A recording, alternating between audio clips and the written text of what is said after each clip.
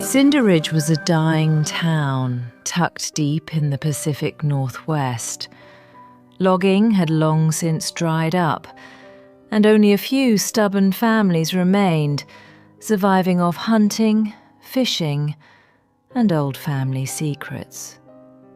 Among them was Ray Donnelly, a rugged ex-ranger in his 50s, who swore he'd seen something in the woods as a child. His father, also a ranger, vanished in those woods on a cold October night. Only his blood-streaked ranger hat was ever found, wedged between two broken tree trunks, like some unseen force had snapped them apart. Ray had spent 30 years denying what he saw.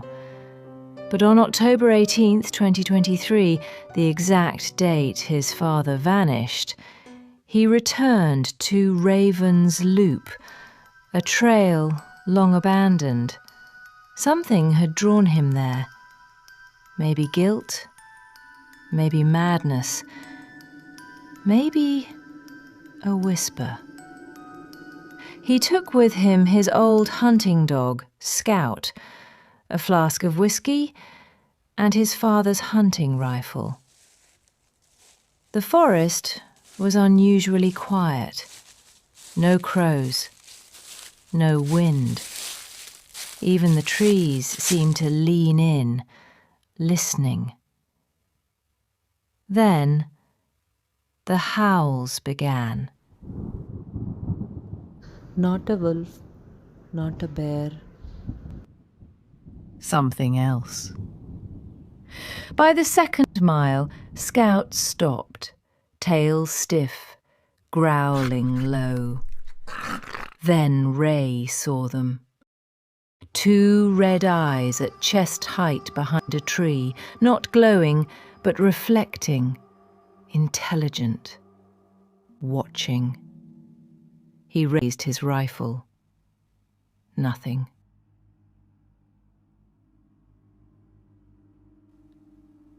Suddenly the woods exploded with noise. Scout barked and bolted ahead. Ray ran after him, branches tearing his jacket, adrenaline numbing the sting. He found the dog at the edge of a ravine, barking toward the darkness. Then silence. Something moved in the trees, tall, faster than anything that size should be.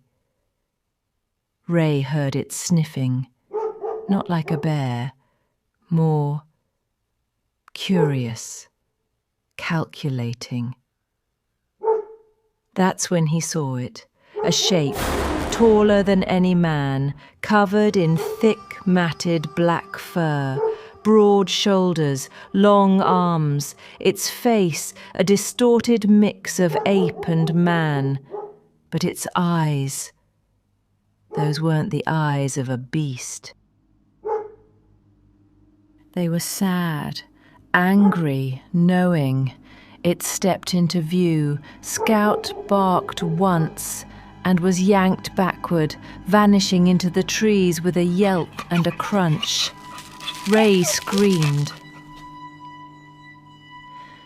Ray tracked blood and tufts of fur until he reached a rock face, jagged and split with a narrow passage. Inside, the smell hit him first, wet moss, rotting meat, and sulphur. He entered with his flashlight shaking in one hand, the rifle in the other. There were bones everywhere, deer, elk, and human. Bits of cloth, shoe soles, a cracked cell phone. He found Scout's body, limp, torn open, but untouched beyond the kill, like it was a message, not a meal. And deeper in the cavern came the breathing. Ray turned. There were multiple sets of eyes in the dark now. He fired. Screams, not of pain, but rage, filled the chamber. They moved fast, flanking him from both sides. He ran, but not out, down. Ray stumbled upon a lower chamber, a nesting ground, dozens of enormous footprints in the mud. Hair clung to jagged stone walls. Carvings, primitive, but intentional. One was of a man bowing before the creature. Another showed hunters with guns, all dead. A warning. And in the middle of the chamber, something stopped Ray cold. A ranger's hat, weathered, torn. But still legible. Donnelly, his father's. It was placed on a flat stone, like a shrine. Behind it, a skeleton, clothed in tatters of a ranger's uniform, rested sitting upright, back to the wall. His skull was caved in. Ray broke down. He heard it, right behind him. Lost. It was barely a whisper, more like a voice rustling through the branches, but inside the cave. He turned. Nothing. Then the hand, massive, furred and clawed, grabbed his shoulder. Ray never came back, but his phone did. 2 hikers found it 3 days later in the mud at Raven's Loop, still recording audio. The last 20 minutes were incomprehensible, snapping twigs, growling, screaming, whispering. But at the end, as the static died, one phrase repeated clearly. The forest remembers. Local search parties found a cave, but it had collapsed. They never found Ray or Scout, just a fresh ranger's hat, placed perfectly on a stone. Now they say Cinderidge is cursed, that every October, if you walk Raven's Loop alone, the forest will fall silent, and then the eyes will find you.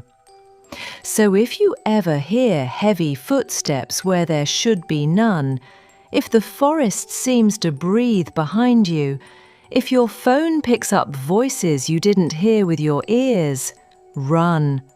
Because Bigfoot isn't a myth. He's a guardian, a punisher, and he remembers.